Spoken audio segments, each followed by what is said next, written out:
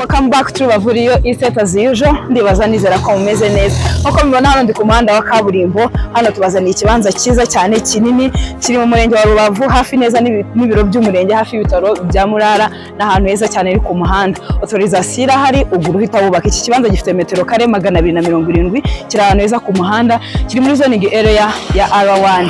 N'ahantu heza cyane turi gutangira amafaranga make ugereranyije n'ahantu kiri tukwatangira miliyoni 10 zonyine. Waduhamagara ushaka visite, ushaka kugura, waduhamagara kuri nimero ubona kuri screen yawe cyangwa se ukanatwandikira. Dusange ku mbuga nkoranyambaga zose dukoresha ubundi tugufashe. Iki kibanza ni cyiza kiri ahantu heza. Miliyoni 10 zonyine, ni ikibanza kinini gifite metero kare 270, zoning area ni R1. Duhamagare mu bambere idiri shyushye itaza kugucika. Rubavu Estate Limited, we always here for you. Thank you.